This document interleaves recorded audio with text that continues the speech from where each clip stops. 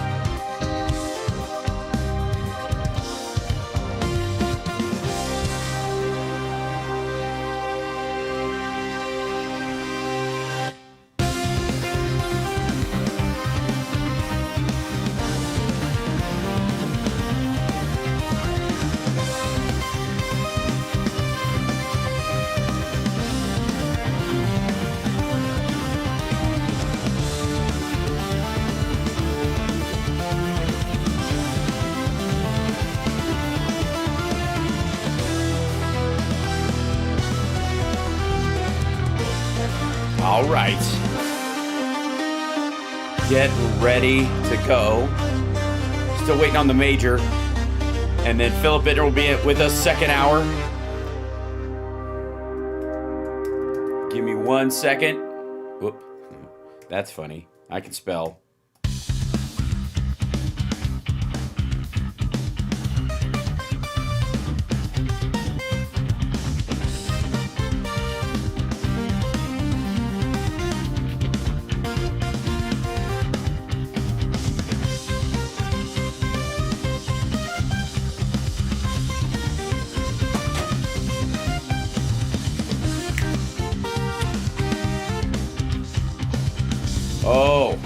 Oh my, oh my. Oh my, oh my. What a drive I had last night. I'm back.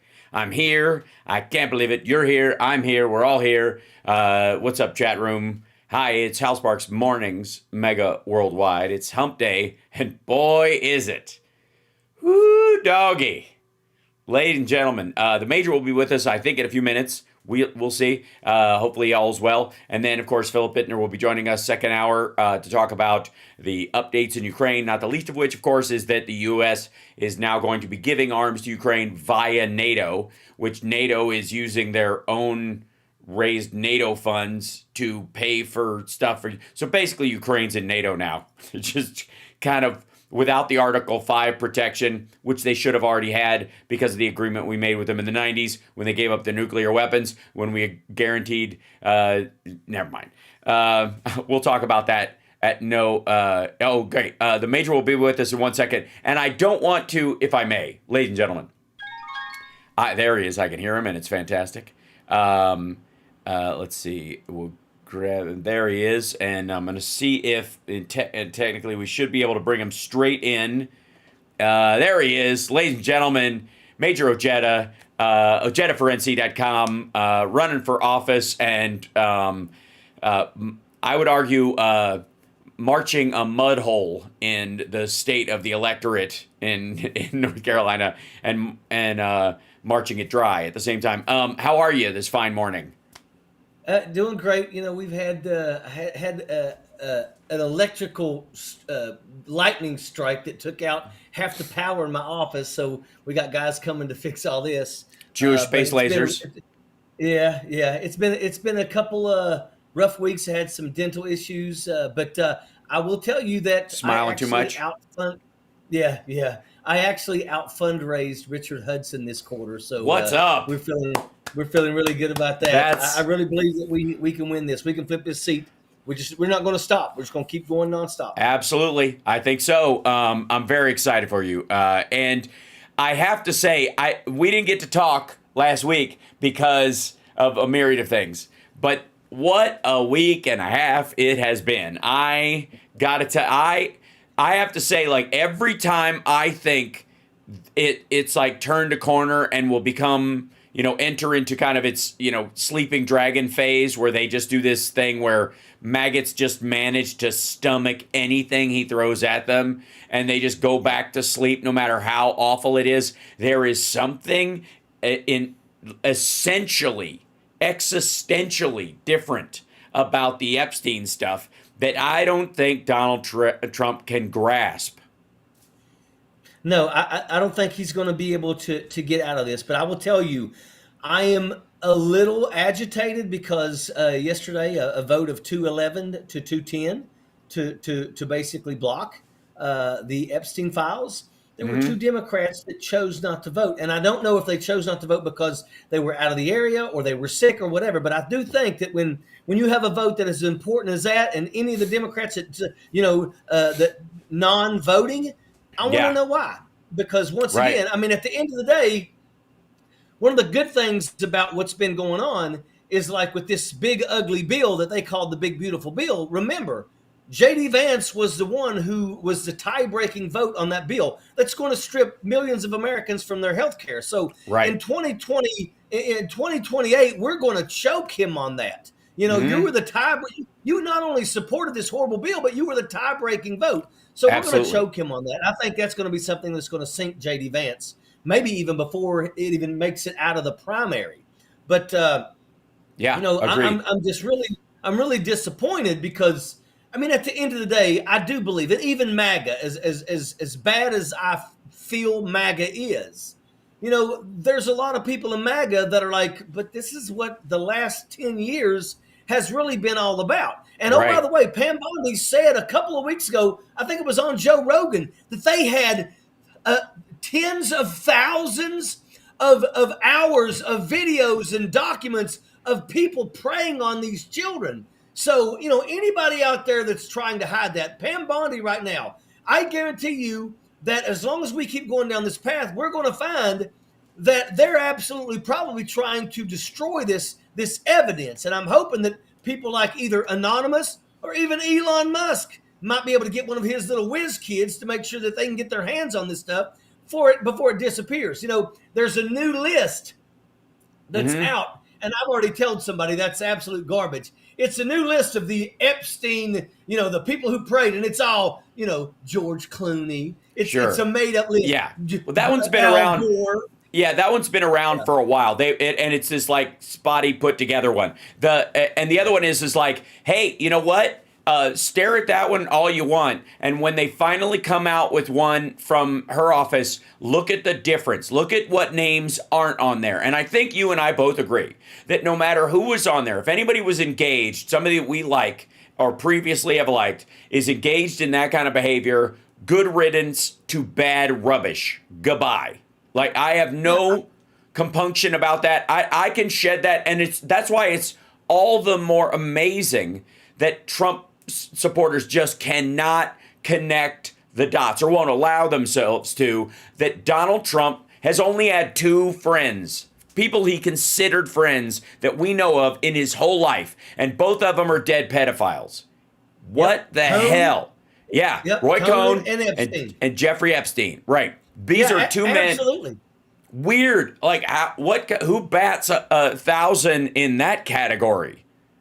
Yeah, and I've said this. I did a video on TikTok yesterday that basically said, look, if the Epstein files has Bill Clinton doing horrible things to children, then Bill Clinton can rot in prison. As a matter of fact, you can throw all those horrible people, let them fill up Alligator Alcatraz. Right. But make no mistake about it. That's the difference between us and them.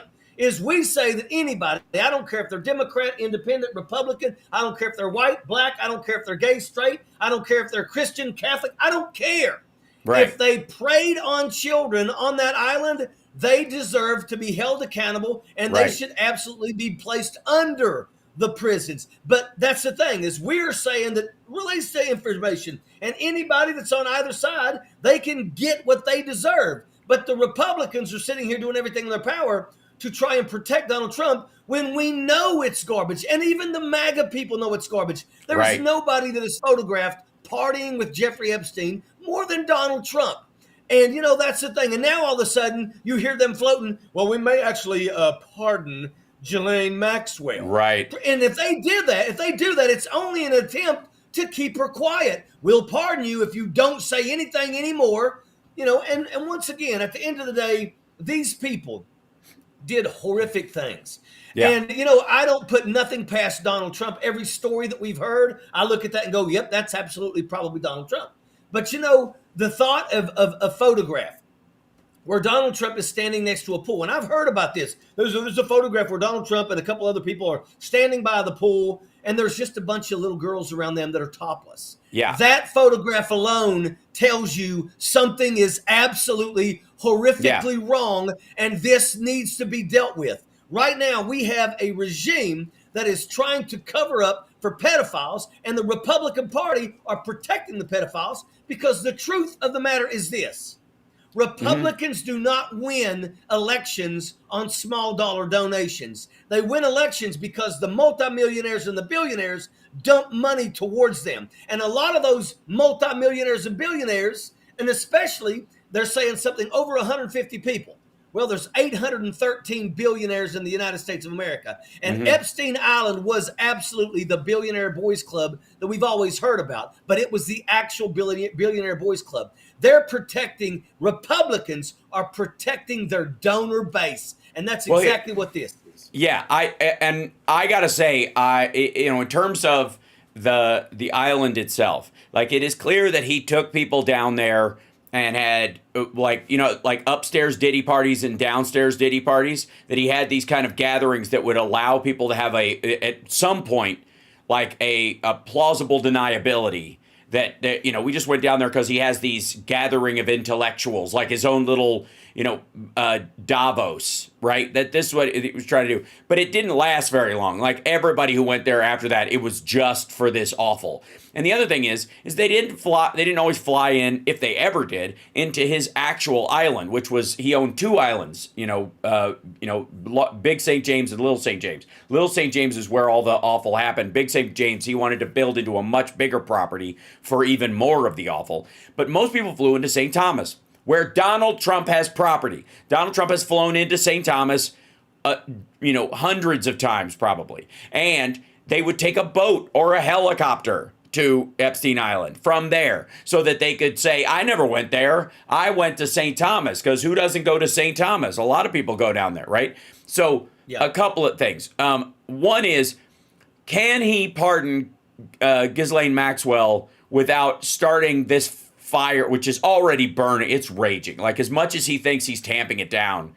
And I want to show you what he wrote last night, because just when you thought it couldn't get any crazier, he is losing his mind over this. But so is MAGA. So are all of his alleged supporters. Charlie Kirk and a couple of other have folded in and have officially, said, I'm not going to talk about this anymore. But no, like, I think so far they're the only 2 of 3 people who've gotten the memo. Everybody else is on this beat permanently now. And there's a rumor that they're going to release more stuff, that this is getting through to him, and that they might form a special prosecutor. Benny Johnson allegedly talked to somebody inside the White House or the DOJ that said, saner voices are prevailing within the White House, and they're going to appoint a special prosecutor. Which is just horseshit. And by the way, Michael Wolff was the guy who saw that picture you were talking about, the one where the girls were laughing at the stain on Trump's lap while he's by the pool. But I want, do you think they can pardon Maxwell and not just literally throw gasoline on this fire? If they pardon Ghislaine Maxwell, it absolutely throws just gasoline on it. And at the end of the day, I believe that what we're going to see, because this is how loyal these folks are, people like the Charlie Kirks and them, I believe that once they realize that Donald Trump is cooked, what they're going to do is they're all going to try to then all of a sudden be like, okay, down with Donald Trump, and then try to say, and all of you MAGA people, you're with us, down with Donald Trump, so they can try to save that base. Because that MAGA base that Donald Trump owns right now, if Donald Trump no longer owns that MAGA base, make no mistake about it, there are plenty of Republicans that will line up to try to take that, because that's a severe voting block that Donald Trump has been able to get to the polls. And I guarantee you that there's Republicans that would love an opportunity to be able to have that voting block for them as well. So they're going to do everything in their power to try to protect the MAGA base.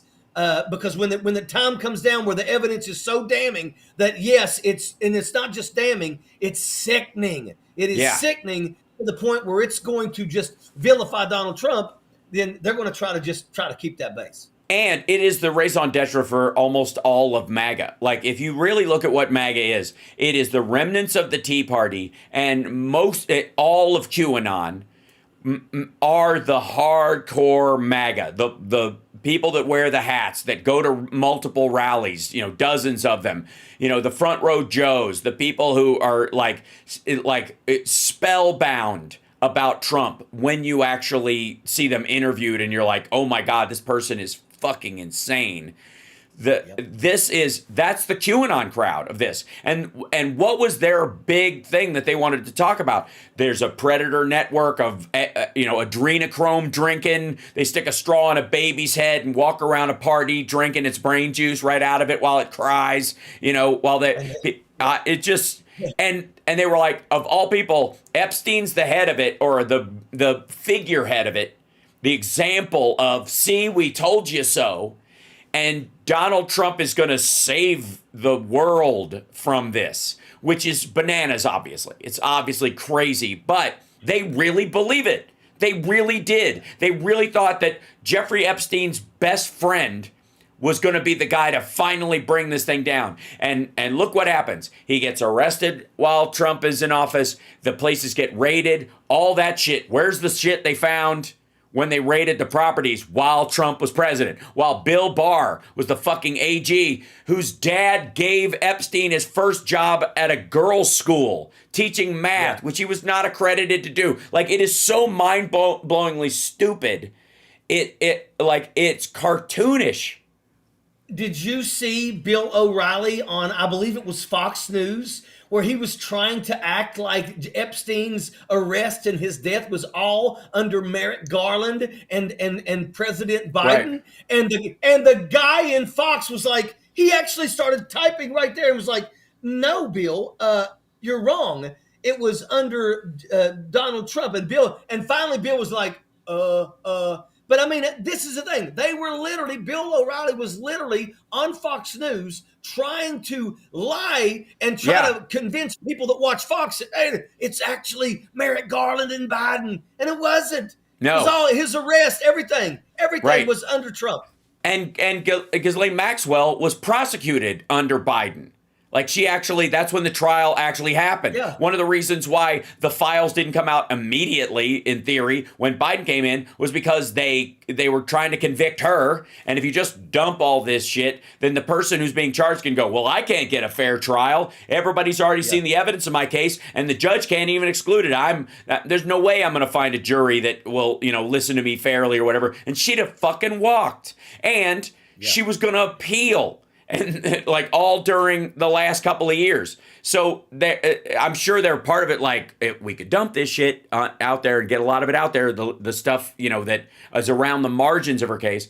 But there was still like legal cases where the victims were trying to get money from the estate and all this. Now, obviously, one of the most insane talking points that I have ever heard in my life, and even maggots are calling it gaslighting. That was the stunning part. Was like, I can't believe I actually heard Trump saying this, was that Democrats made up these files, that Epstein is just another Russia. Like, that was mind blowing. Okay. That right there is, the final actions of a desperate man. Oh my God! Like literally, one trick pony. All James Comey, Hillary Clinton, and Barack Obama. I mean, you know what? If you want to know if Donald Trump is really scared of actually finally facing accountability, that's what you see. Oh my God! And anybody out there, now of course I don't put it past nobody in MAGA to pick that up and run with it, but I'm telling you, I believe that every single day, more and more people are waking up. And this is making a lot more people wake up. Yes. A lot more people wake up. And once again, if Donald Trump wants to continue hiding this, and Pam Bondi, once again, Pam Bondi, you said you had tens of thousands of hours worth of videos of people preying on kids, doing horrific things to these children. And now you literally say, doesn't exist. Right. I mean, that right there alone, she needs to be removed. She's an embarrassment. But once again, that's okay.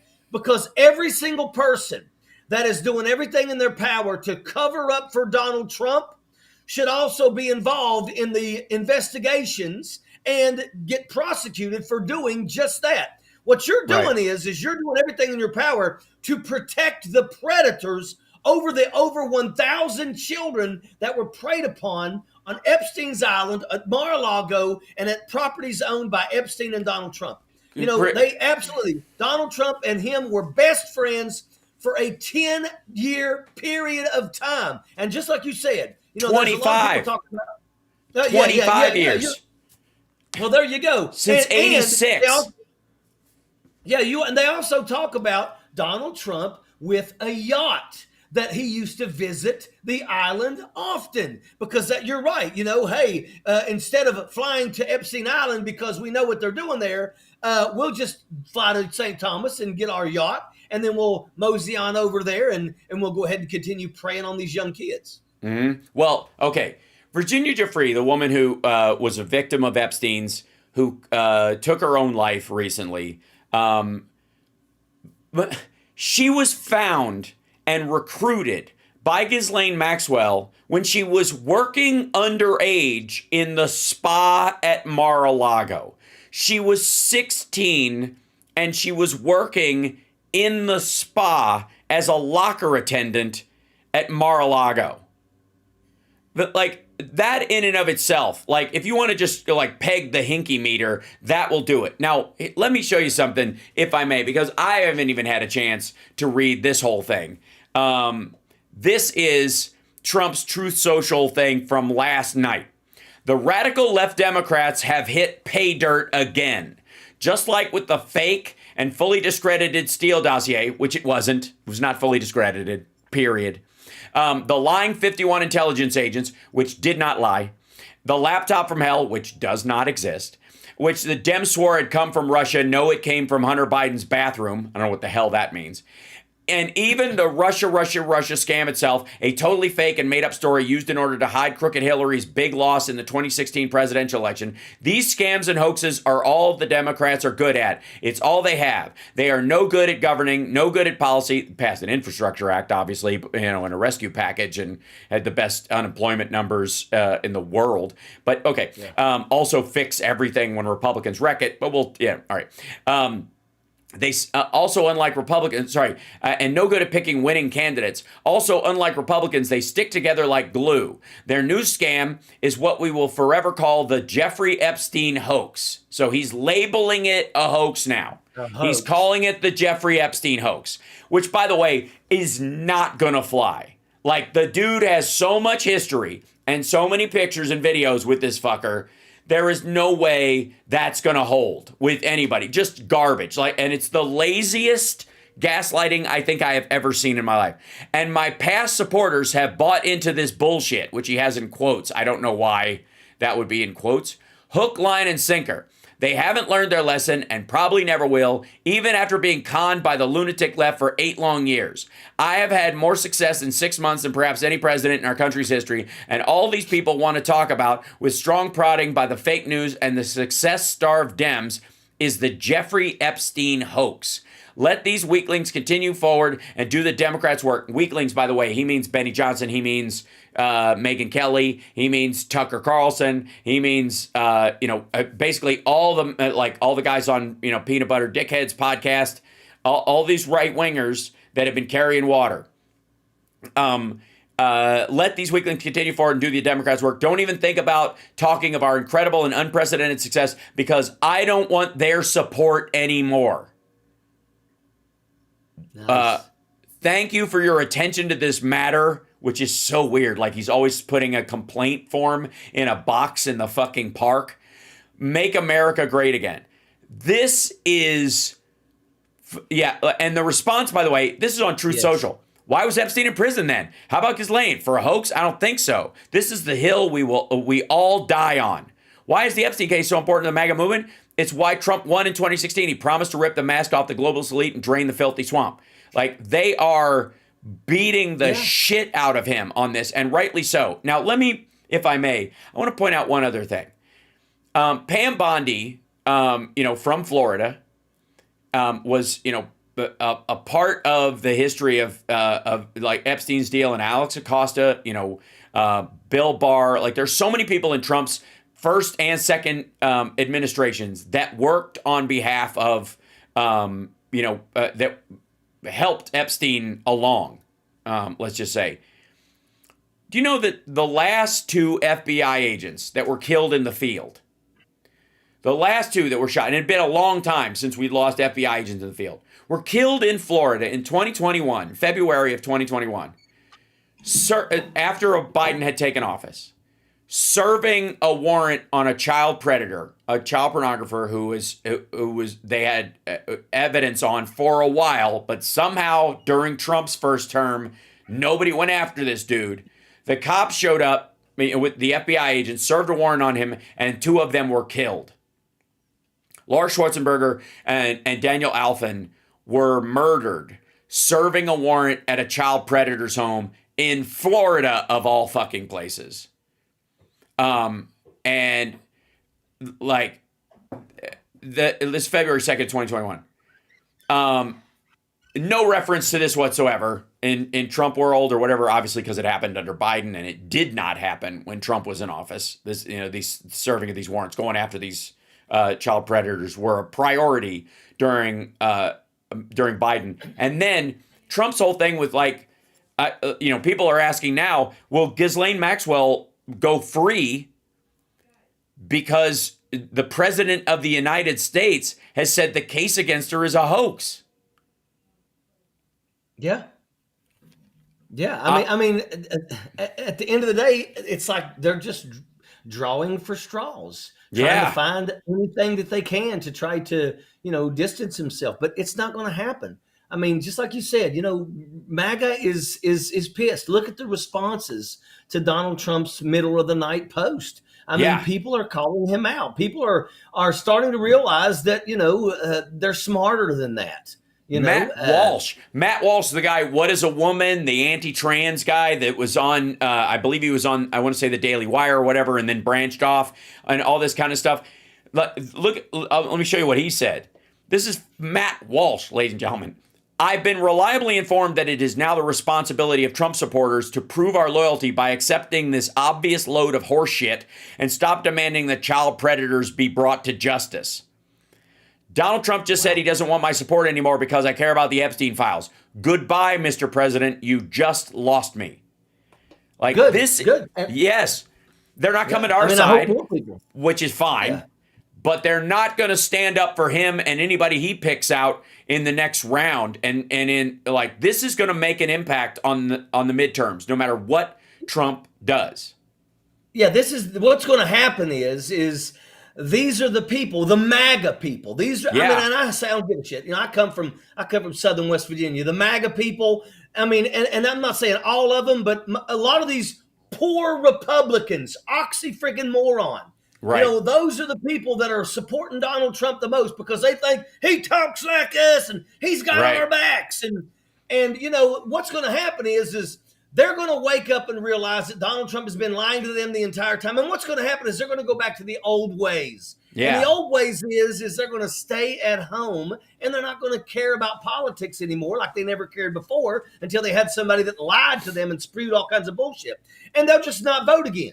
And I tell this story because I come from Southern West Virginia, and there was an area in where I lived that had 88 registered voters. Before Donald Trump, the election before Donald Trump, one person got out of bed and walked down to the local grade school and cast their vote. 87 other voters, registered voters, stayed in bed and didn't vote at all. One person. Mm-hmm. My wife actually said, those are people that deserve to have sewage coming through their daggone, their waterfalls. Right. You don't do nothing. But when Donald Trump come on board and Donald Trump spewed his lies and his hatred, those people, MAGA, all of a sudden we're in line, all 88 of those people down there casting their votes for good old Donald Trump because he's like we are. He's one of us. I don't understand how you, living in squalor, can say he's like one of you when the guy's got a golden shitter he sits on while he does his tweets every damn night. But, I believe that what will happen is those people are going to just go back to that. They're going to go back to just not giving a shit about politics anymore. And that's where we're at. Mm-hmm. So somebody was saying hashtag Doe174 in the in the thing, and I do think that should start pumping out everywhere. That people need to tag on to any of your Epstein posts that people do on social media. Hashtag Doe174, because according to Business Insider, of the 187 unnamed co-defendants or that people aligned with Jeffrey Epstein under the original judge's order, I believe it was in the one of the civil cases, Donald Trump is thought to be Doe 174 because it, like where he was at the time and all these kind of things worked their way out. It would be very poetic if it had been Doe 147, which is, we almost should just call it that just to mess with him. Because that will draw attention. And they go, actually, no, it's 74. Let them find their way to it. Let them figure it out, right? So, but Trump's name appeared in all 9 docket entries that Doe 174 is mentioned in these things. And I watched yesterday Katie Johnson, the girl that was allegedly sexually assaulted by Trump, give her deposition. Video has come out of her deposition about what happened to her, what he did to her, what he was like at the Epstein parties, what he did there. She describes his activities, what she did with him, the fact that he would mainly just watch and then get a handy, and you had to wear a glove because he was a germaphobe, and then as soon as he would finish, he would leave immediately and skulk out. Overall, just gross. It's just gross. But the best part is, and let me see if I can bring this up. Where is it? Yeah. This is the thing I think that is worth just enjoying with a bit of the schadenfreude that comes from this. Chickens have come home to roost. Critics delight as Trump turns on past supporters. This was in relation to that thing I just showed you about him going, I don't want your support anymore, calling them weaklings. Let these weaklings continue forward and do the Democrats' work. Don't even think about talking of our incredible, because I don't want their support anymore. That part of it is, it's hard to even grasp that he thinks this will work. Like calling it a hoax, using hoax as his way of cleaning it up, just doesn't make any sense because there's too much material there from his own life.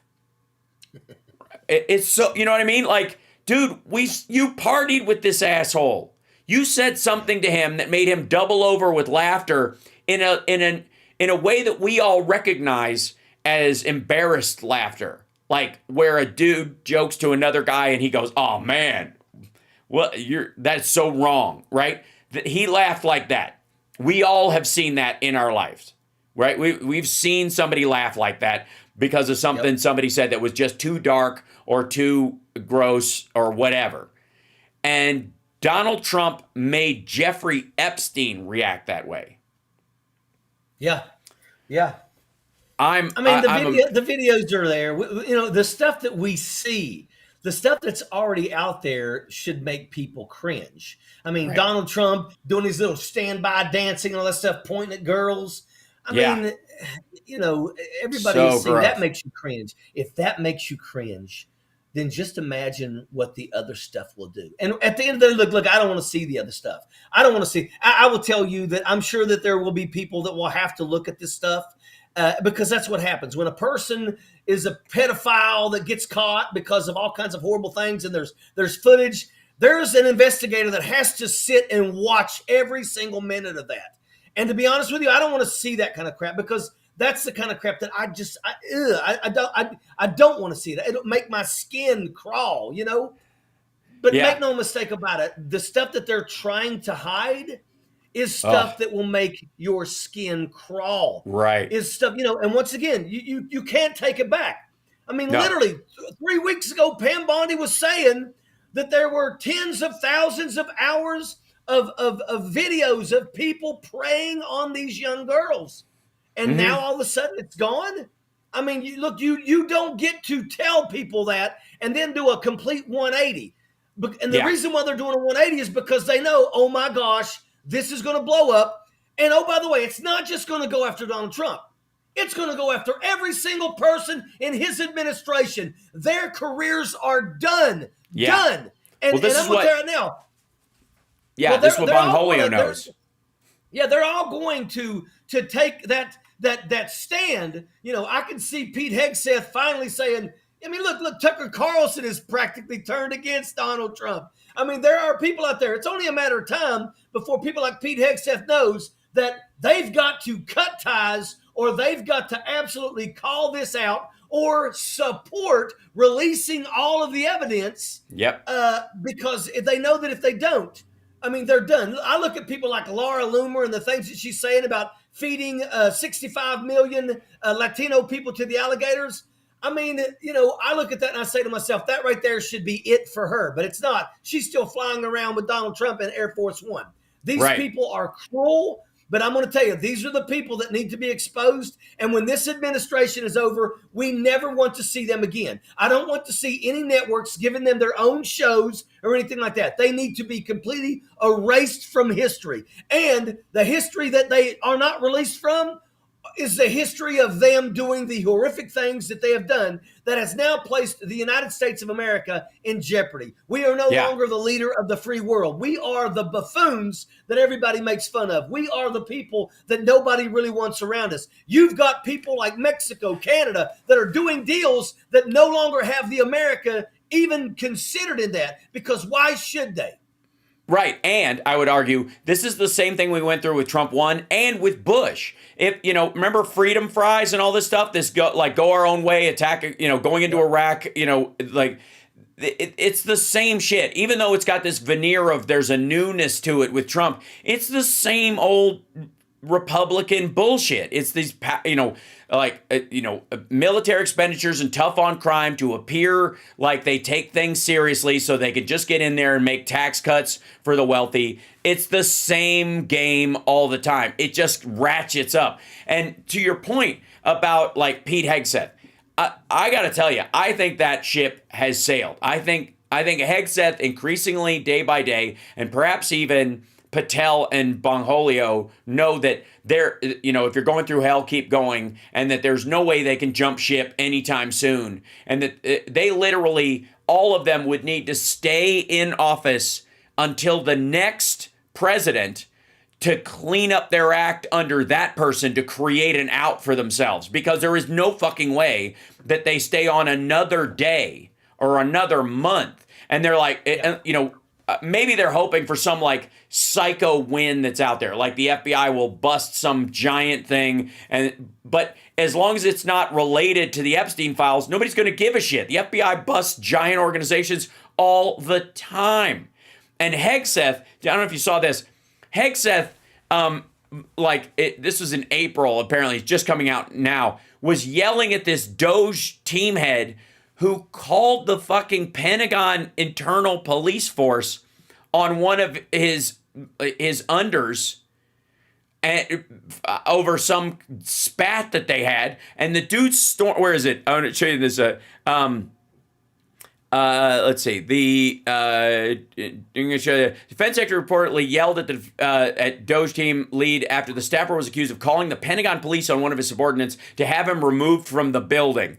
The tongue lashing took place after a subordinate, a Doge lieutenant named Justin Fulcher, stormed into Hegseth's office and complained that his boss, Yanan Weiss, had reported him to the Pentagon Protection Agency. Hegseth then confronted Weiss, raising his voice at times, demanded to know why Weiss thought he had possessed the authority to call the PFPA, the Pentagon's internal police and security force. It's not clear what the original fight was about or whether law enforcement was ever called, but Hegseth thought that even the possibility that a Doge official would act unilaterally to evict someone from the Pentagon was unacceptable. That's my job.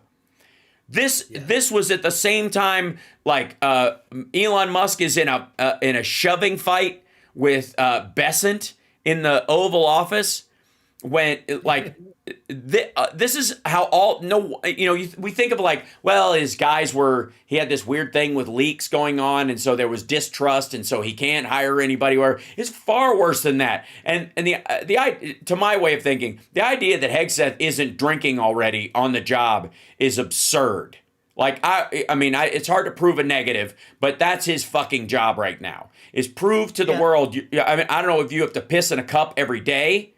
But good Lord, they are all, absolutely. This is nuts. Yeah, and that's the thing is, President Bush had the, cue the Toby Keith songs, and people would just stop. Oh, yeah, Now, Donald Trump doesn't have that. These people do not have that. He did not hire the best of the best. He hired buffoons that would do whatever he said. And now this is so bad. Yeah. That Dan Bongino and Kash Patel are literally talking about leaving. And make no mistake about it, if they decide to cut ties, make no mistake, there will be others that will look at this and go, this is our moment. This is our moment to get out of here. Because right now, all of them are probably behind the scenes going, look, man, this is really, really bad. And we are going to be tied to this to the rest of our lives.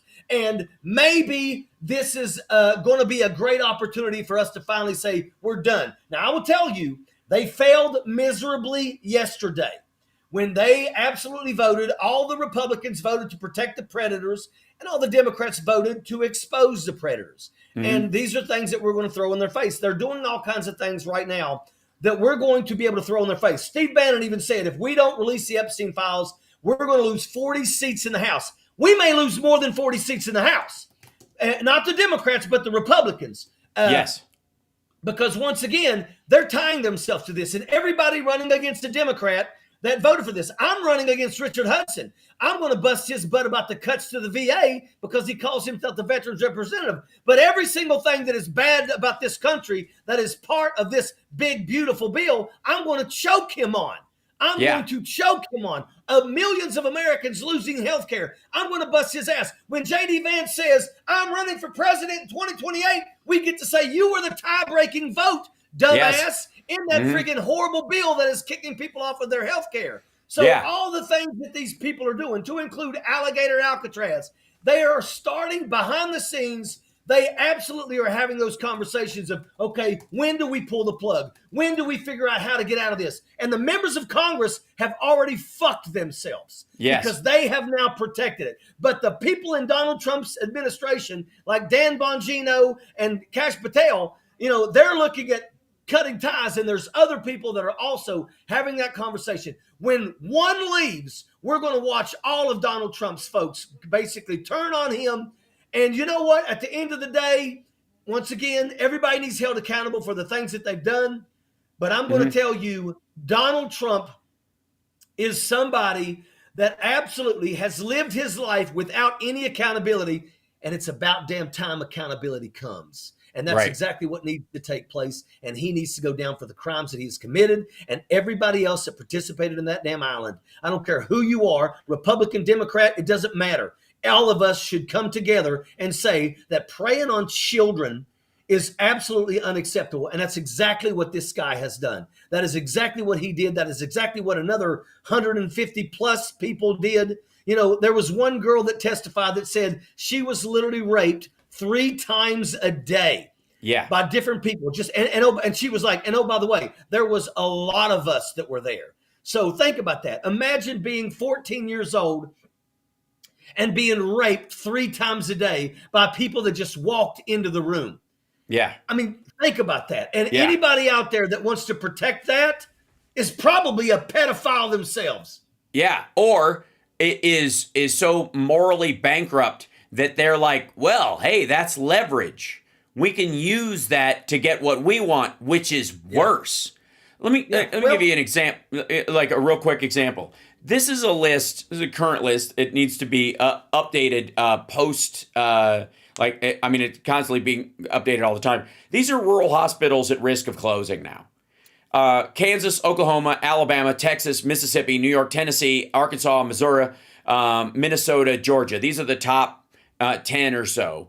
Illinois. That's what the largest. That's the Yes. largest. Oh, by the way, I come from southern West Virginia, and I come from Logan County, the only hospital in the county, and it's number one on the chopping block of the seven Yeah. hospitals in rural West Virginia that are going to most likely close because of the cuts to Medicaid and things like that. And it will create ghost towns in their wake because the people that have the money to leave will leave and go closer to healthcare. The people that don't have are going to end up being basically left out, and good luck. Don't get hurt. Don't get an infection because Right. It's going to take you a while to get to anybody that's going to help you. There's since 2015, there's only been one closure in West Virginia. There are 33 hospitals. 14 of them have shuttered services. 13 are at risk of closing. 5 are at risk of immediate closure because of the cuts that are happening. The rest of these are going to roll into this category as these shut down because they're going to take on more weight and more expense, which will hasten their demise in West Virginia. So as this hospital goes away, all those patients go to the other hospital. They put the financial burden that was too much for the first hospital on this other hospital, and it goes down too. Down too. Yeah, let me say something real quick to the viewers out there. Understand that both myself and Hal, we are Appalachia. We grew up in Appalachia. We know what poverty looks like. And I'm going to tell you, you know, it's no different than what happened to Welch, West Virginia, which is one of the most impoverished counties in this country. A Walmart showed up, and because the Walmart showed up, it killed all the mom and pop stores. And that's what usually happens when a Walmart comes to your town, especially when Walmart is the first major anything that comes to your town. It kills all the mom and pop stuff, and they go away. Then what happened in Welch is Walmart decided to close their doors. And when that happened, there was nothing. The people in Welch, West Virginia, a lot of them go on to a food bank for food. A lot of them do. But all of those people, if they want anything, if they want to go school shopping for their kids, you know, when they get their checks at the beginning of the month, they'll fill up the car and they can drive to Mercer County so that they can go to real stores and buy food and stuff like that. But other than that, they're stuck in McDowell County. And that's what's going to happen to Eastern Kentucky and all of Southern West Virginia. That's what's going to happen. We've seen that kind of stuff. A lot of people don't understand. But I'm going to tell you, when you talk about the ramifications, look no further than Eastern Kentucky and Southern West Virginia. That's right. I was just in Northern Kentucky visiting family. And I would say that because of its proximity to Cincinnati, it is a much more well-to-do area. The airport is there, Florence is there, Covington, which used to be a cesspool but is becoming hip because it's basically across the river. But it doesn't take much, man. You go just outside that bubble, and it's like the ocean. It's a cliff that just goes to the depths of poverty. Yeah. You go from zero to burned out Winnebagos, not even trailer parks, like Winnebagos on a lot with a kerosene tank, and they bring water gallons and pour them in the top of the shower if they even bother. Showering in creek water. When I grew up in Kentucky, we had our water brought in by the city. We had a cistern outside the house, and fresh water had to be put in there every month. If we ran out, that was it. No cooking with water, no showers, toilets didn't flush anymore. The boys all pissed off the porch, everybody shit in the creek until the next month because there wasn't an option. There was no way you were going to go and get water and pour it into the fucking thing in any mass. It was just not possible. So I grew up that way. And I knew people who were worse off than I was. And they're still there. They're still in that area. And there's no way to elevate yourself out, you know? There's no way to do that. And that's the thing. That's one of the reasons why people like you and I have so much hatred towards people like Donald Trump and this administration. Yes. And people have to understand the reason for that is because a lot of people that we know, a lot of people that we grew up with, a lot of people that we love literally have tied themselves to this rock that doesn't do anything for them. They voted for this because they believed Donald Trump finally cared about us out of our entire existence. Nobody ever gave a shit about us. And all of a sudden, Donald Trump come down here and he told us that he loved us. And he told us that he was going to make America great. And we were going to finally be able to get out from under this poverty. And that's the thing, is that they believe that. And a lot of them still believe it because they just want to hold on to some type of assistance, some type of belief that it's going to happen eventually. It hasn't happened in the last 10 years, but you know what? Maybe in the next 3, it's going to happen. And we're finally going to be able to no longer worry about putting gas in our car or heating our homes in the winter. You know, and that's the thing. It's cruel. It is absolute cruelty to sit here and brainwash so many people in this country with that type of mentality. Dude, when you and I know that they're not going to do it. We did what we call the exchange of prisoners. My mom had been with us here in Vegas. We flew into Cincinnati. My sister was down south of Lexington, and so basically we kind of met in the middle of Georgetown, went to a Cracker Barrel and had breakfast together, all of us, the family, and then my mom got in their car and went the rest of the way, and they took her home. And, we do that kind of stuff all the time. When you're in the South, that's what you do. There's a waypoint. E-Town in Kentucky, Elizabethtown, is one of those cities. It's one of those midway joints between, like Lexington, Louisville, and all that kind of place, and Nashville, for example. You couldn't go the whole way. You'd meet there. And so we're in this Cracker Barrel having breakfast. Bless their hearts, the people around us, and, and there's this vet. And it, like, you know exactly what I'm talking about. Breaks my fucking heart. Wearing a fucking, Make America Great Again hat. And he's got his, like, U.S. veteran shirt or whatever. And he's got a busted leg. And he's old. He's got to be in his, early 70s, maybe even his late 70s. It's hard to tell. And he's, limping up there and that kind of stuff. And he holds the door for somebody coming in. Before we walked up there and stuff. And I'm like, this guy's not a bad dude. This guy thinks he's doing right. This guy, he got suckered by this shit. And it's such a goddamn shame. Because I feel like, there are so many of these people, maggots, that are, on the fringes of it, who aren't just batshit.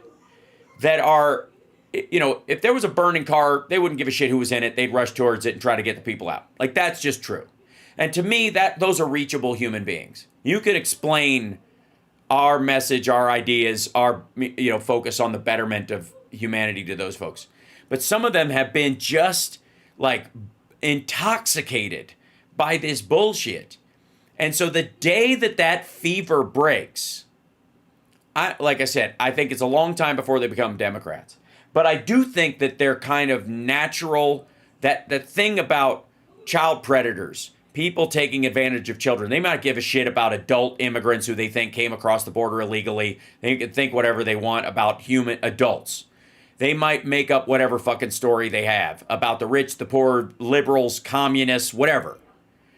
But when it comes to children, that is a line for them. And they can't shake it. They can't just shrug it off like Trump can. And you have to be the kind of person who would be friends with Jeffrey Epstein for a quarter century to shrug that off.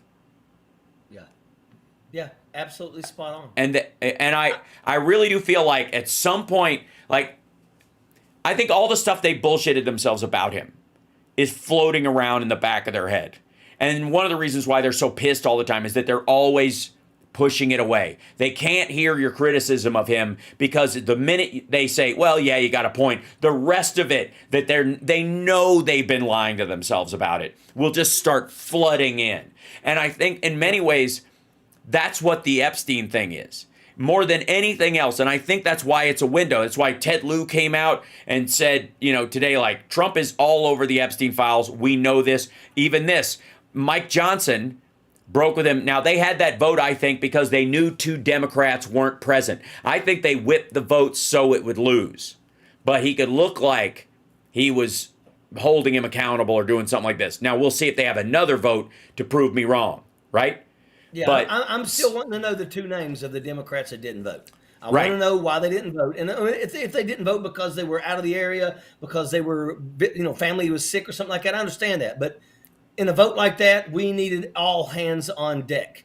Right. And once again, it wouldn't have bothered me if it was a 211 to 211 and JD Vance was the once again, we're going to throw all this stuff in their face. Here's the thing.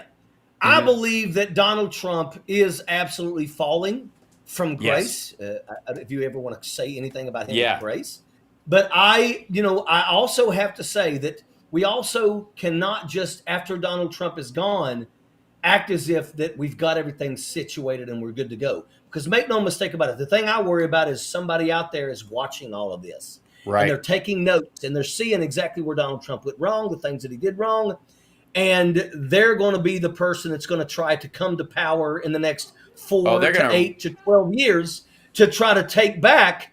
And then they're going to be intelligent. And they're going to make sure that the people that surround them are intelligent, but they're just as bad as they are. They're just really, really, really sharp-minded, Right. And I'm talking about people like a Bill Barr. Mm-hmm. Well, and even Steve Bannon, who is obviously one of these people who So I don't know if you know about this thing or whether the viewers do entirely, but Steve Bannon interviewed Jeffrey Epstein on tape for 15 hours to prepare him for an interview with 60 Minutes that might come to help him push back against the case against him when it was building steam before Trump's FBI had him arrested. So 15 hours. Where's that tape? The other thing, too, is Bannon's purpose for doing that was to help Epstein rehab himself. If you don't think that if they're willing to do that for Jeffrey fucking Epstein, of course they're willing to do it for any maggot, politician, from, anybody but Thomas Massey, I guess. But like Chip Roy or Ted Cruz or whoever who folded under Trump, did exactly what they were told, and then now wants to come out and go, I'm the more sympathetic version of this. I'm the compassionate conservative, right? This time around. Wow. You know what I mean? So Steve Bannon knew Epstein very well. Yes. Robin says that in the chat room. Knew Epstein and interviewed him for 15 hours in New York, I think, or either New York or West Palm, and in Paris. Flew to fucking Europe to interview this dude for hours to help him push back in public on the charges against him. Like, I mean... And how is Steve Bannon still even a thing? Right. I mean, like you just said, where's that footage? Because I guarantee it's going to be him saying, okay, here's what you got to say. Instead of saying this, you want to say this. Yes. And once again, you're literally trying to help a sexual predator, a child sexual predator, trying to help them to be able to get through interviews, to not implement other people, and to try to guarantee that it's absolutely a hoax. And to stay out of jail so they can keep doing what they're doing. And keep it going. That is and I know you have to rush off. I appreciate you being here. By the way, I want to remind everybody, OjedaForNC.com is the site. You have beat your opponent in fundraising. That is a wonderful thing. We got to keep that up. Phil is going to be joining me in 1 second. But I got to tell you, I so appreciate you and your take and go ahead. I have missed you guys for the past 2 weeks. I apologize, but I'm telling you, I mean, I got a dry socket, I got an abscess. I mean, I was in pain for like a week and a half. The last 2 days have been the only 2 days where it's not been really bad. But I'm so glad to be back on here. I feel like I just got an IV of information. I love this show. Everybody out here needs to do everything in their power to share this show, to get more people following this show, because make no mistake about it, this right here is where you're going to get the facts. And I don't give a shit. This is where you're going to get what the hell is going on without anybody trying to sugarcoat shit. If you ain't following House Sparks, you're friggin' daggone, you're letting yourself miss out. So make your friends follow House Sparks, and let's take this thing to the next level. I love being on the show. It's always an education for me, and I don't care what anybody says. I really believe you are one of the most intelligent people in anything, whether it's show business. You are one of the most intelligent, well-read people. You deserve to have a show on friggin' national television. That's a fact. I agree, but it should be after Trump shuffles off this mortal coil or passes out of our transom, and it can be fiction, and I can just entertain you guys after we have cleaned up this fucking mess. I We got will. to I adore you, brother. We'll see you again real soon. And hold on one second, and I'll bring Phil in just 1 minute. Thank you so much. Be safe. Take care. Have a great campaign, and we'll see you next week. Airborne. Awesome. All right, there he goes, ladies and gentlemen. The great. Hold on one second, Phil. I'll bring you in just 1 second. Just like that's. I'm just gonna blush for a minute, especially considering how exhausted I am. It's Oh, even sweeter. you Yeah. can't Uh-oh. let the major go, buddy. You got to let me say hi to him. I know. Well, that was the thing. He's got to rush off because he's got a campaign to do. He's actually campaigning. Yeah, he does. Sometimes Yeah. he has to leave Yeah, early he does. from the show because he's doing it, and I'm so No. proud of him for doing it. No, I get it, but Yeah. I adore that man, and Yeah. I love the opportunity to send my regards to him because I think Yes. he's right. He's right, but it's not just you, Hal. Mhm. It Yeah. it's all of us. It's Yes. all of us. There is a groundswell of Mhm. people who are doing this kind of stuff, Yeah. and it's important. It's really really important. Mhm. And I will start our discussion by openly saying I'm fucking exhausted, man.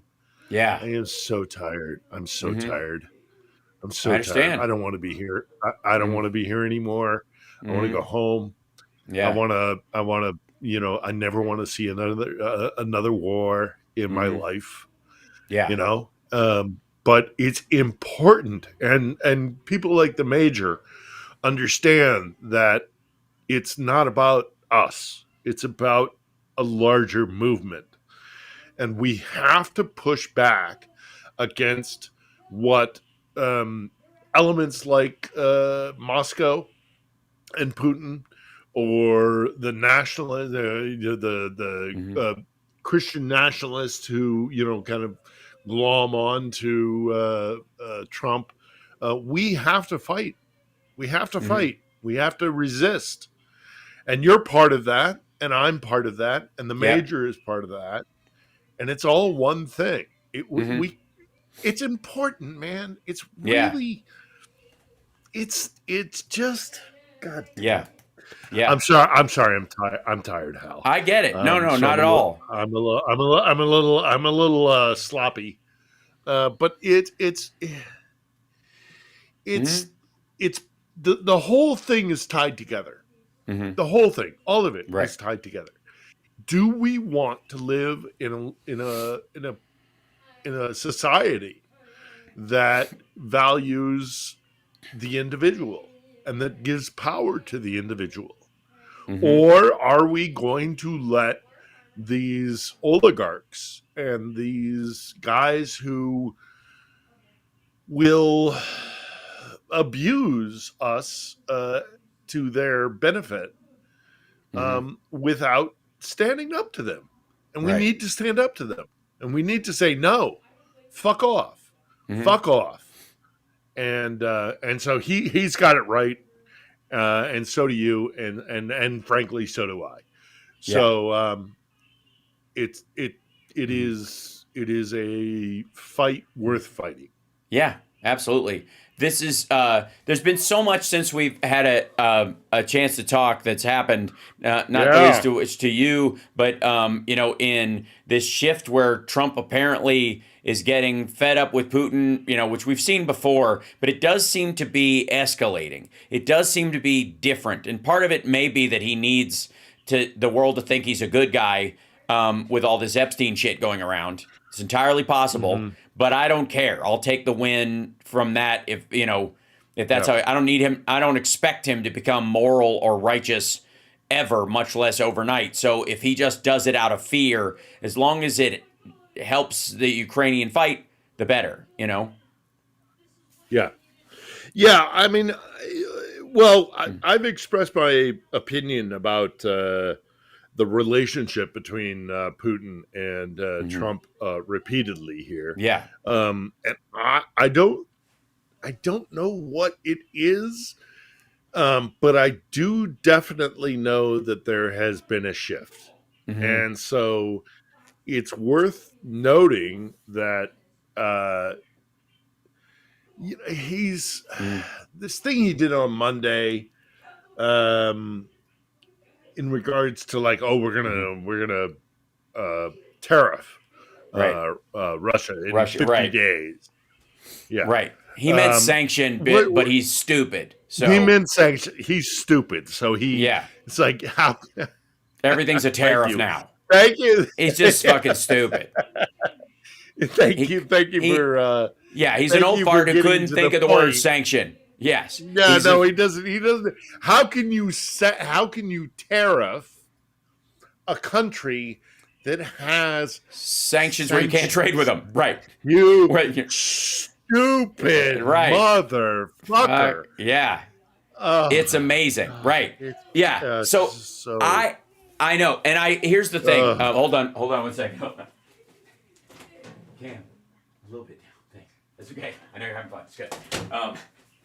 My son is playing gorilla tag, and he's having a great time. That's your son? Yeah, he's having a great time. Yeah, Michelle Clooney's kid from Queer as Folk plays gorilla tag too. So I think they're getting together online and running all over the place. It's lovely. Way over my head. I don't have a kid. So it's a VR game where you're a gorilla. You don't have anything below the waist. You're just arms and a torso and a head, and you can climb by running around, and it's exhausting. And I bought wrist weights for him so he can play with wrist weights on. So by the end of it, he's actually had a workout. So he becomes a sweaty mess. It's hilarious. Okay. It's great, actually. Yeah, way better than just sitting down with your butt on a couch, right?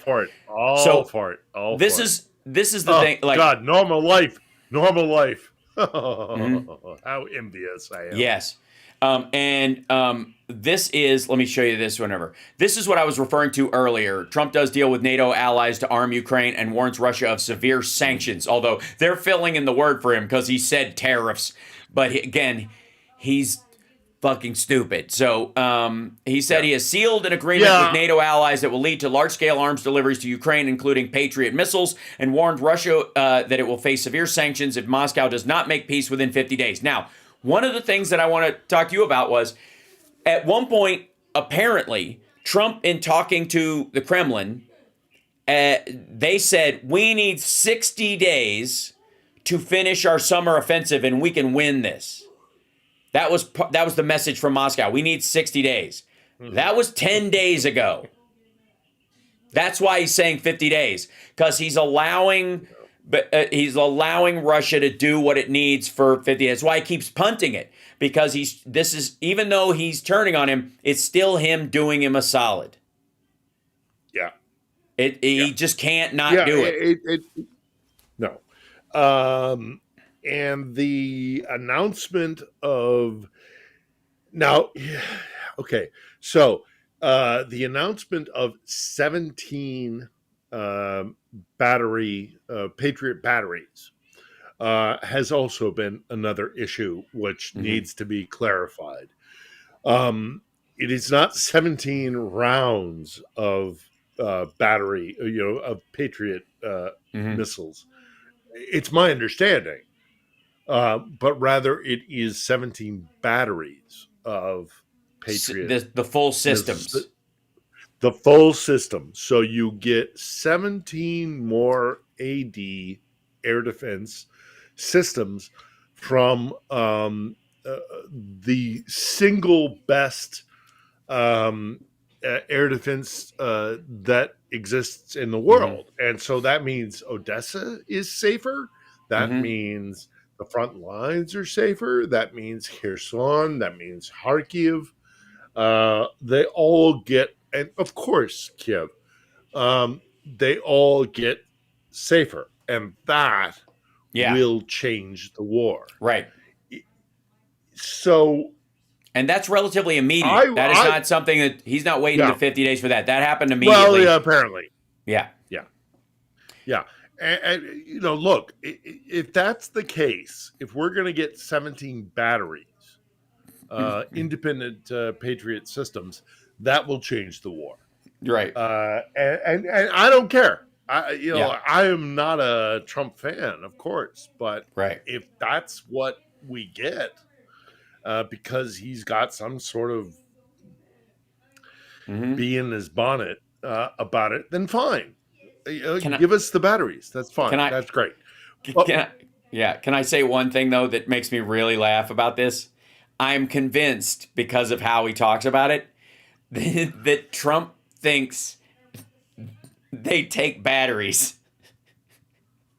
I don't think he understands the difference between a battery of weapons and it's entirely possible. Like, are they 9 volts or 12 volts or the car battery? Because he says it's everything. It's Patriots. It's all of them. It's a full complement with the batteries. Okay. All right. Whatever he has to believe, dum-dum.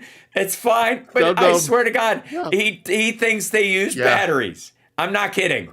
I mean, no, I wouldn't be terribly surprised. It's shit. The level of stupidity is just so damn. But okay, fine. If that's what it takes for us to get because look, I mean, one of the reasons why I'm so damn tired is because I can't sleep. Right. I can't sleep at night because we get battered. Every damn night we get battered.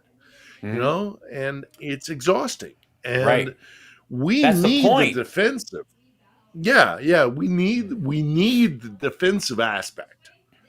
But we also need an offensive aspect. And so I would great. Take the Patriots. Well, oh please. Yes. Thank you.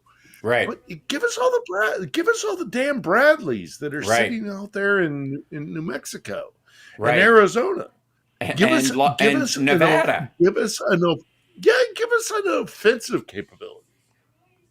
Yeah. Because the Bradley has shown itself to be a really good offensive system, capability for the Ukrainians. They freaking love them. So give it to them. We have them. They're just sitting there. There are thousands of these things. And and again, another thing that we've talked about in the past is, I was in a Bradley in combat in Sadr City and in Baghdad. And that's an amazing piece of kit. I mean, I'm alive today because I was in a Bradley. Had I been in a Humvee or something that didn't have the defensive capability of a Bradley, I'd be dead. Yeah. So they're just sitting there. They're just sitting there. Gathering dust. Oh, and one of the reasons. Okay, so one of the reasons why, and I think one of the things that MAGA is having a hard time coming to grips with is the fact that the money that was sent to Ukraine was not sent to Ukraine. It was sent to, by and large, red states or red districts in blue states where the military is and where these factories are that make this shit. And that stuff was sent overseas. So that money was spent in the United States building new stuff and sending whatever stock we had over there to them. And the Bradleys are a great example of that. They would be backfilled with new ones. If you're sending those, that means there has to be an order because we have to have a certain number that are necessary. We can do with whatever we want, and they're meant to be blown up. That's what this shit is for. They're meant to be sent places to be blown up. You understand that? So the requisition, the requisition in the law says we need a certain number of these in stock and available at all times, and they have to be kept up. So if we give them away or they just get old or they rot sitting in a field somewhere, it doesn't matter. They have to be replaced. It's in the law. It's not like there has to be a new funding bill for that particular thing. And Trump, with this $1 trillion military budget, I guess he doesn't understand that shit's got to go somewhere. It's not going to. We're not going to be sitting using there. it. And Trump's like, Yeah. no more forever wars. That whole sales pitch that he's been doing, which means America not doing this stuff, right? Right. This is what he's told his base. We're not going to invade any place like Iraq. Okay. So what the fuck are you going to do with $1 trillion worth of military kit if you're not doing these big invasions? I'll tell you what you're going to do. You're going to sell them to other countries. That's what you're going to do. He's going to try and turn a profit on this shit. And one of the ways Right. Right. One of the ways the Ukraine is showing this is Zelensky spoke to Trump this week, and according to him, and I have no reason to doubt him, Trump wants to buy drones from Ukraine, and which is amazing to me, and good, and it's really the drone systems. And he also, But and he also wants to make profit from the sale of our surplus weapons, right? like Brad. Yeah. So fine, right? Yeah, especially because they're on chart worth because they're meant to be blown up is what else zero. Yeah. It's once they're what else are they going to do? Right. They're going to sit there. They're going to sit there in the Arizona sun, and they'll be used for target practice. Yes, right, Well, or whatever, exercises, right. He goes, Zelensky said, there are many drones that only we have, and we were discussing with this with President Trump. I told him that I really want to buy things from you that only you have. He told me that America wants to buy Ukrainian drones. I really want America to help us protect our skies. This is very important, Zelensky emphasized. So this was the point is like, okay, you want the drones that we've created in this? Fine, we'll trade them for anti-aircraft and Stinger missiles and shit like that. Okay, dummy. And again, you want your Nobel Peace Prize? There it is. Yes, this is how you get it. Right.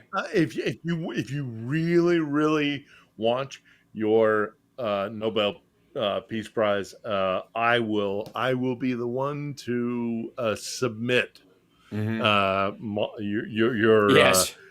It'll be the most useless. It's Barry so Bonds fucking asterisk record. That's what it'll be. Yeah, It'll be the Nobel Peace Prize with a big fucking asterisk next to it.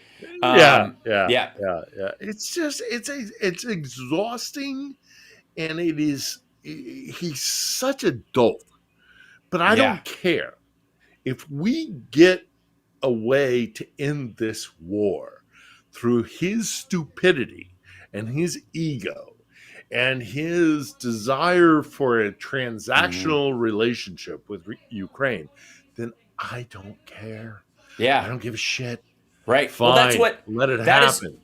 And that is exactly what the world leaders are doing. They are all doing what I call the Macron handshake. They have learned that this dough-headed motherfucker is so easy to manipulate that all you got to do is blow smoke at him, and he'll nod at everything, and then he'll leave town. He did it after the G7. He did it after the NATO meeting. And Macron did something, that I thought was just amazing at one point.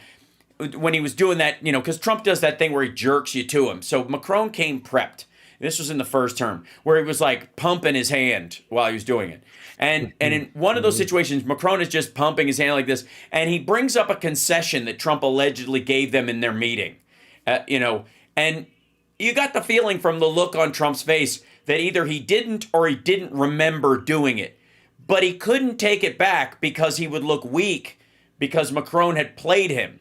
So now that's what everybody's doing. Oh, this dude, he gave us everything we needed. Yes, we're going to raise our expenditures. We're going to double it right now. Well, you would do that in wartime anyways, and you're on the edge of wartime because Russia keeps threatening to nuke your fucking capitals. So, that's not a weird expenditure for them. And what they're ultimately doing is doing that specifically, just calling it that. Trump will never check.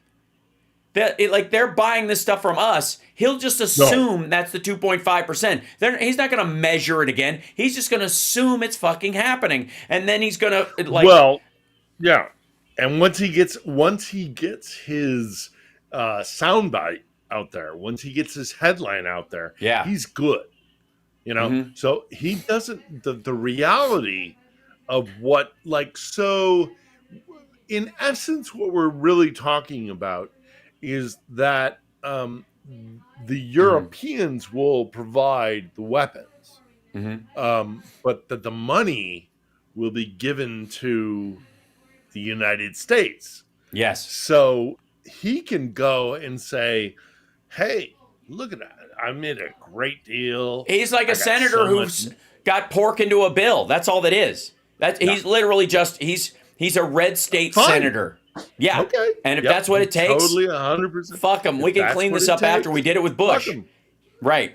Yeah. It is. But look. Yeah. Here's the important thing. Here's the important thing to recognize also is that Russia's fucked. Yeah. Ukraine is going to win this war. Yes. Ultimately, there will be a Ukrainian capital in Kiev. There will be a sovereign Odessa that will dominate the Black Sea. So they will no longer have access to a warm water port in Sebastopol. And that's it for them. That's it. That's the reason why they started this war. And they're not going to get what they wanted. And so they're fucked. Yeah. And I obviously Trump, doesn't ultimately understand any of this. No. But at the end of the day, this war is going to end. The war is going to end. Russia is going to lose, and it's going to be devastating for Putin. I've already conducted the interview with a Russian immigrant in L.A. She's a writer and expat, Elvira Berry. I've already done the interview. We had some technical difficulties, but at the end of the day, we'll be publishing that interview with her, who is a Russian dissident who lives in L.A. And that's exactly what she told me. And she's Russian. She knows better. I mean, I've studied Russia for 30 years, but I'm not Russian. She is Russian. And the consensus that we came to in our discussion was he's fucked. Putin is fucked. Yeah. He is because the empire, when the Soviet Union fell apart, they could have adapted themselves. They could have done a revolution of their own. They could have changed into something different and adapted themselves into a country that would have been welcomed into the international community. Right. And they didn't. Right. They didn't. Because Russia has this really long-standing sense of self and identity that is in direct contrast to the Western liberal democracy. So whether it's Europe or the United States, they didn't do it. They knew how to do it. They knew what was needed, but they didn't want to do it because it would be so traumatic to their system. And so when I speak with Elvira, who I think moved to LA when she was 22 or something like that, it's that they now are in a position where when they lose this war, which they're going to lose, they need to make changes, fundamental changes to who they are. And the question is, will they? And it was interesting talking to her because she pointed out that in many ways they can't. Even with the desperate even with like the significant damage that the loss of this war is going to cause to them, they have certain fundamental structural differences that they simply cannot change because they're so damn big. Right. They're so fucking big. And so you have a farm in somewhere in Siberia that contributes to the central government in Moscow and allows that power to happen, that it can't be autonomous. Yeah. It has to go through Moscow because the country is too big. Yeah. It's too big. Well, it's the same problem China has in a lot of ways. It's and again, but I would argue that Russia could be sliced up easier than China because there's a lot less connecting tissue in that there are big areas of the country that are basically barren, unlike big chunks of China, which are fairly well connected through train systems. The weather isn't as bad as it is in Siberia, for example, or in the the permafrost you have to go through. So it's easier to drive or do stuff, even if it's a long stretch. It's still like there's still the idea that there's people out here somewhere, even if there aren't. Yeah. So one of the things I wanted to talk about, by the way, and I agree, Darlene, this chat room is awesome. Don't forget to like and subscribe, everybody. Give a thumbs up, support the show, etc. I haven't said that. Is this and subscribe to On the Edge? That's right. Subscribe to On the Edge, absolutely. Because you get to see Loopy Phil from Lack of Sleep trying to do a dignified interview. At least with me, you can relax into it. But now you got to talk to these like real people. What's that like? Okay, so this is how one of the reasons. How obvious is that, huh? Okay. No, you're fine. Thanks. I'm kidding with you because you said so. Death of top Russian oil executive fuels fresh scrutiny of elites. Window falls. Yeah. So this over the last week, there's been a lot of talk. I think there were like two oligarchical, adjacent dudes who fell out a window.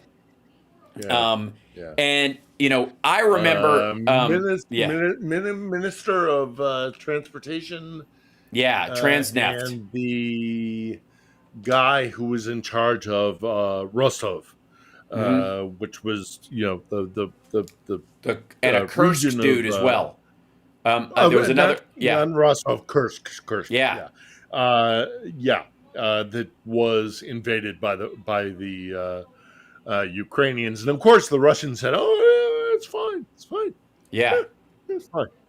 But really, at the end of the day, no, you're gonna pay for that. This give me an example. Yeah. This guy right here. This is Vadim Stroikin. He was a Russian singer. He fell from a 10-story window while the cops were searching his apartment. Just slipped, I guess. They didn't just pick his ass up and chuck him out a fucking window and call it a day. One of the people that sticks out to me is this dude right here. What's his name? Vladislav Avayev. This is the guy who was in this rich apartment with his 13-year-old daughter and his wife. All of them dead by gunshot wounds. One of those things where the gun is, across the room and, has a silencer on it, shit like that. And his older daughter, who just wasn't home, couldn't get in contact with him and found them. And there was another guy just like this who was at, Gazprom that killed himself. I believe it was in Greece or Italy on a trip with his family. Spain, there, yeah. Same story.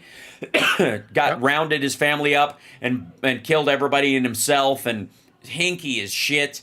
By the way, Gazprom is who Carter Page used to work for. Yeah. Remember that guy? Yeah. So, there is so much to this. They're so screwed. They're Yeah. so screwed. They are, Yeah. and you know what? Uh, Mhm. Yeah. what frustrates me is these guys that like look at lines on a map, and they're like, "Oh, yeah, Russia got 5 kilometers today." And they keep getting more and more every day. They It's the achieve, same five uh, kilometers. Right. yeah, the same 5 kilometers, and you're like, okay, all right, yeah, that's true, and it's not good. Nobody Mhm. likes it, uh, but they do that on a daily basis, and in order to get to the actual strategic goals that they need to achieve by getting 5 kilometers a day is going to take them the better part of another decade. Mhm. And they're going to lose every day, they're going to lose more soldiers and they are going to die. And Yeah. in order to get to Kiev or in order to get to Odessa, they're going to have to expend another 200,000 easily, if not more. Right. I mean, like, I don't know what the number is, but I know it's big. And that means that they will not be able to achieve their larger strategic goals. They're Right. not going to win this war. They're not going to win this war. And Right. it's just a matter of time before that recognition is Sinks is in. accepted and Right. sinks in. And it's just all it means is Yeah. that more Ukrainians are going to die. Right. More Ukrainians and Russians are going to die. Now, I have friends who are Russians. Mhm. I don't want to see Russians die, Mhm. but I don't give a shit. Mhm. In some ways, you know, it's like, well, there's a real easy way for Russians to stop dying, and that is to put down their weapons and go home. That's Yeah. real simple, real simple, real Yeah. simple. Yeah. Putin, Ukrainians do fuck will off. Right. do in the words of my friend John Sweeney, Vladimir Putin, do fuck off. Mhm. It's that is the thing for the Russians. That's the narrative for them. That's the metric for them. Fuck off, drop your weapons, go home. Yeah. Ukrainians will never stop fighting. Yeah. And so for Russia to make the advances that they need to do, they're going to have to go through a population of people who are dead set, who are vehemently going to resist Russian aggression, Right. and so they will die. And I've spoken to in the last 2 weeks or so. I've spoken to a number of Ukrainians about like Zelensky and about Mhm. like the power structure in Ukraine, and a lot of people have said to me, I don't like Zelensky. I don't like the power structure in Mhm. Ukraine. I don't like the oligarchy that exists in Ukraine. But Sure. I will stand with them Mhm. against Ukraine to my last dying Russia breath. against Russia. Yeah. No, I will stand with Ukraine, even though I Yeah. know that the Right. Ukrainian power elite are Yeah. corrupt. I will stand with them before I submit to Russia. Yeah. And so they are willing to die for a A power less elite a less than in perfect system. a Yes. less than perfect system, and a system that exists of admittedly pretty corrupt guys, Mhm. but they will stand with them and they will fight against Russia Yeah. until their dying breath, and the Russians don't understand that, and so that's why it was such a fascinating conversation to have with a Russian in LA who is still very Russian. And she was like, Mm-hmm. she had this kind of perspective of like, you know, I'll stand with the Russians. I am Russian. I will Mm-hmm. stand with them, and I Right. know that what they're doing is wrong, but I recognize the will and the desire of the Russian kind of power elite to push into Ukraine. And I Right. was sitting there talking to her about this, and I was like, I get it. Okay, all right, yeah, I hear what you're saying, but Mm-hmm. you don't know the Ukrainians. Mm-hmm. You're still Russian. You're a Right. Russian, Right. and you don't understand the mentality of the Ukrainian people because you think it's the same Right. as the Russian people, and it's not. Right. The Ukrainian people will die before they submit to Russia. And for Mm-hmm. a Russian to say this to me, albeit a Russian who um, is a dissident, who has left, Right. Russia and now lives in the United States, but she still has the mentality Yeah. of, well, I mean, Russia is this great This is how it state, and works. it's going to, This is yeah, how it's going to be. Right. exactly. It's not going It to change. is going to happen. Right, right. Yeah. Whereas here I am in Ukraine, and I am saying to her, and we're going through the editing process now. Mm-hmm. My Ukrainian editor has just sent me a hour long kind of edit. I'll go Mm-hmm. through it now after I speak with you, but Yeah.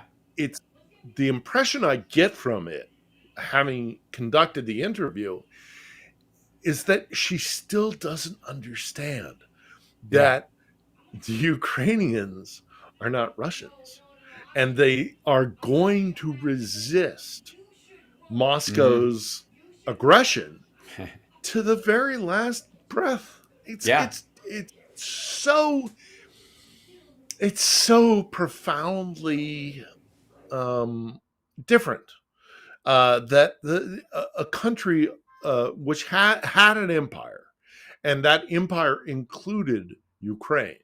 They think that they can define Ukraine, but they don't, and they don't understand Ukraine.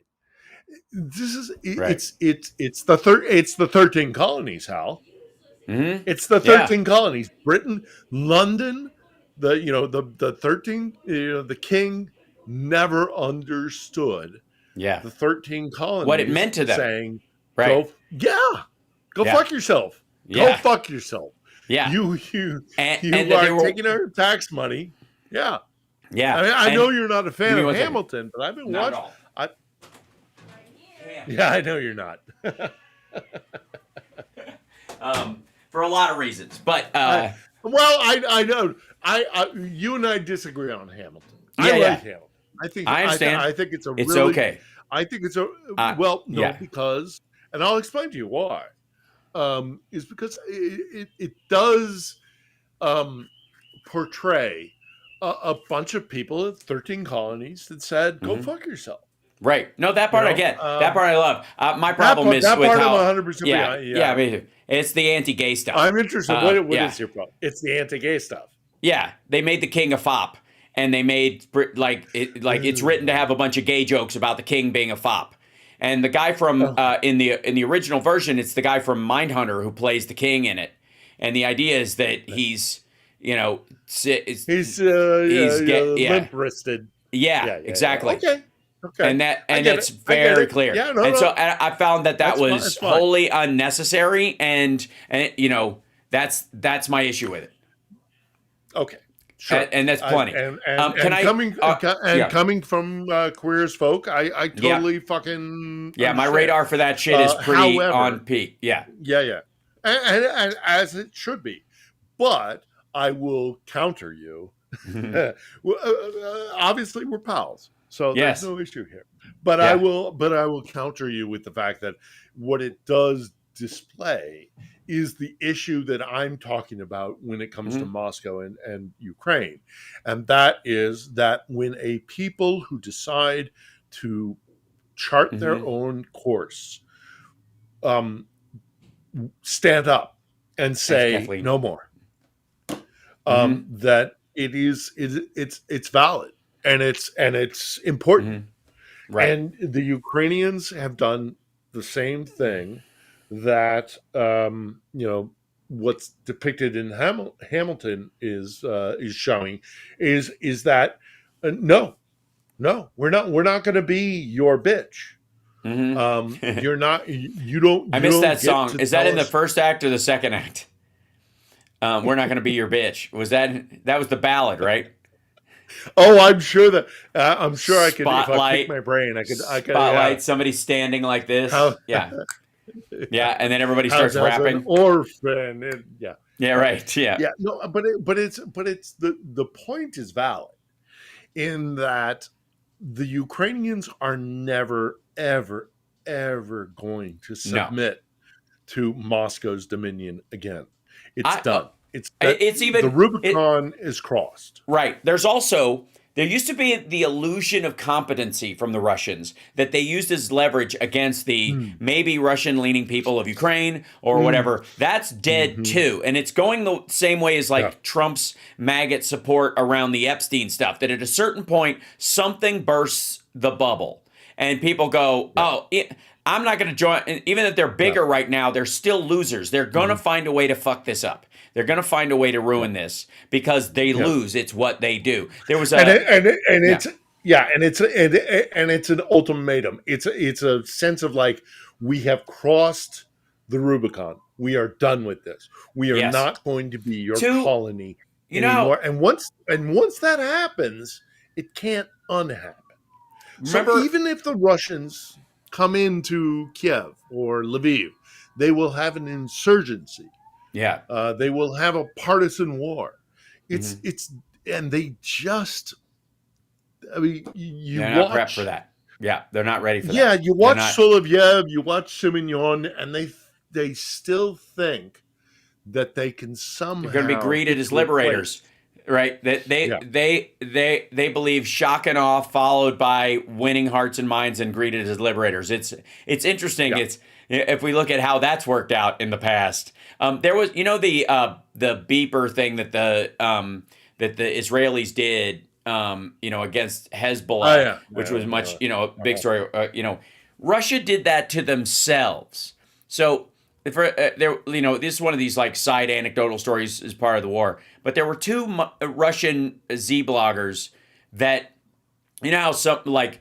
people on our side have supplied Ukraine with drones or flak jackets or whatever, just trying to get stuff to them, and there were two Russian, war bloggers, pro-Russian bloggers that rounded up 500 radios for them and gave these guys radios so they could use them. But they promoted what they were, and you could see the lot number on the boxes, which meant you knew the frequency of what they were like. People just not thinking two steps past the fuck they did. And the leader of the brigade that they gave it to, the 155th, was killed in a missile strike because they tracked the location of the headquarters because this dumbass gave them a box of radios. Like, that's where they are. That's not going to change. Fuck up's going to fuck up.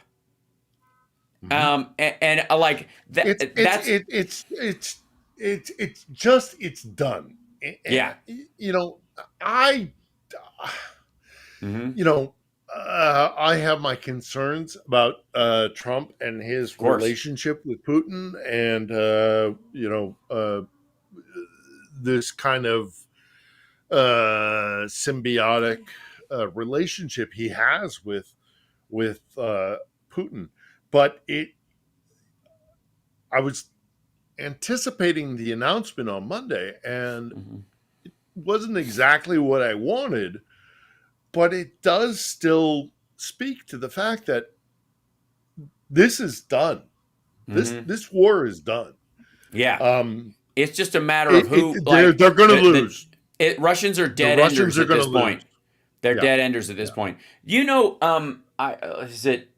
Sucks. It sucks though that more Ukrainians are going to have to die, yeah. and I'm going to have a whole bunch more sleepless nights. But I know in my heart, I know I've covered over a dozen wars. Right. This will be my last one, thankfully.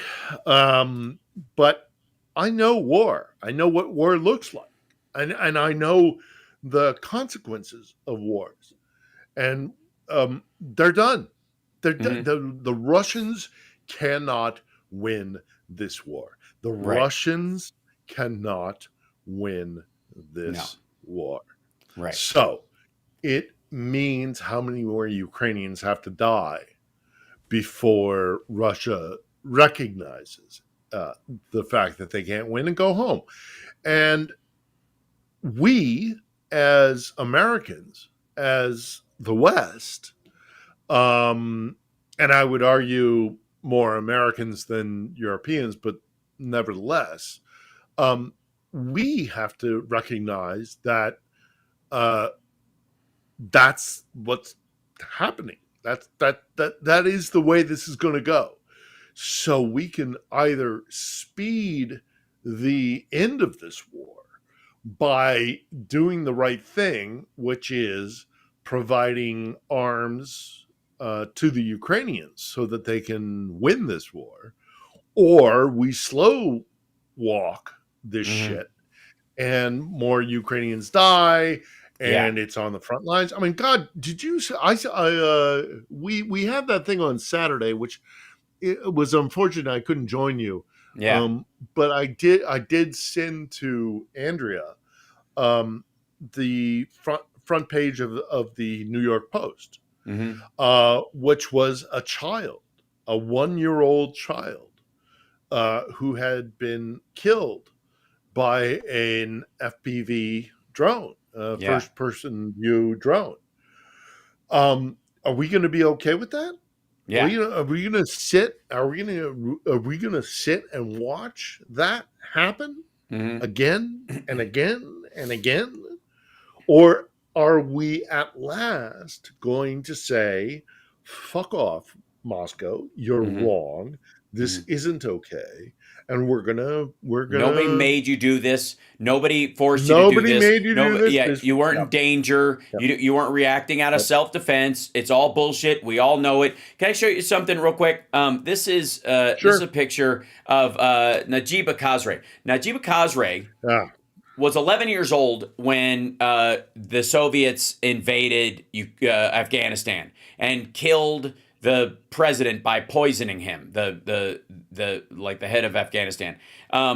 They had tried to poison him, but he drank this thing like Coca-Cola, which diluted the toxin, and so they pumped his stomach and he was okay. But while he was bedridden, they did the second attack, and they stormed the place and killed everybody, including after they shot him. He like stumbled out. He thought the Russians were there to help him, that he was being invaded by, breakaways from Afghanistan. They shot him they just shredded him. And then they tossed a grenade into his bedroom just to blow his body to pieces to finish the job.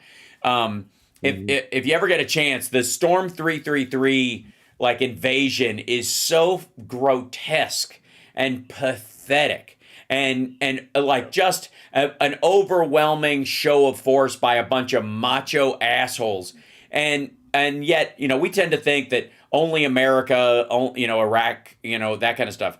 But the Russians set a standard by Storm 333 and how they do stuff that never changed. We have actually changed in what we do. We've learned in theory from Vietnam, and it shifted. Well, we don't like empire. We don't like empire. Right. It's why the having Japanese been still. a colony. It's why the Japanese still speak the Japanese still speak Japanese, and the Germans still speak German. We did not take those states once we had them. The Russians intend to every time, without fail. If they take a country, it is now Russia. The Ruska Mir is a real thing. There is only one truly imperial power on the planet that seeks to expand themselves by empire, and that's Russia. Even China does it through debt traps and other shit because they have no interest in other races. So we're kind of lucky that Xi Jinping and the princelings around him are as racist as they are. The Russians don't mind absorbing the countries until such time as they can circumvent the populace. But they'd rather hold it just like the British held India and, the French held parts of Africa. Yeah, I mean, you have Putin saying, 2 weeks ago, wherever there is a Russian soldier, that is Russia. Yeah. I mean, they adhere to the ideals of imperialism in a way that we rejected. And we don't, look, I get it. I totally get it. The animosity that people have towards American imperialism. I share that. I'm not a fan of American imperialism either. Yeah, but it is a completely different beast than what we talk about when we talk about Russian imperialism. European imperialism, obviously, British imperialism and French imperialism, Spanish that has Spanish, because all of that has legacy, and it's difficult, and all the rest. So Russia, however, does it without any inhibition. They actually do still believe in conquering land, making sure that you transition the cultures, that those lands that you occupy do become, in essence, Russian. And that is what they're trying to do here. And the Ukrainians are saying, fuck off. Yeah. How could we not support that? Right. I mean, even if we do have this kind of, kind of a mixed relationship with the concept of imperialism, that we exert our power as an imperial power, but we're not comfortable with it, and we try to soft do it and whatever. They don't. They're 100% in. They're 100% in. They want to take countries. They want to take Georgia. They want to take Estonia. They want to take Latvia, Lithuania. They want to take Ukraine. Yeah. And they want to make those places Russian. Yeah. They don't just want to absorb these lands. They want to consume them. And they want to make them, and they say so, from Moscow. That's the amazing part. They fucking say so. So somebody brought up Operation Condor in the chat room, saying this is CIA colonization. Well, here's the thing. Wait, I do want to make a distinction. The CIA was pushing back against what they considered left-wing or Soviet-related dictatorships there, and they were siding with the countries that were against it, or whatever. Picking, this is the enemy of my enemy is my friend. That was the nature of this. Yeah. At the end of it, though, while we had relationships with these countries, we did not pick and choose their leaders. Ultimately, we do not to this day. We don't own those places the way, Russia seeks to own Chechnya or Georgia or any of its places. There is a wholly different part of it than going, we're in a political war between us and communist authoritarians back during the Cold War. The Russians were always looking for places to put nukes closer to the United States back when the distance they traveled was a major factor, right? That's what the Bay of Pigs was all about, was these old clunky nukes at the time. Took a while to get where they were going, and they could be shot down. Now they're so fast it doesn't fucking matter, and they can be sub-launched and all this other stuff. So the nature of the game changed, right? But they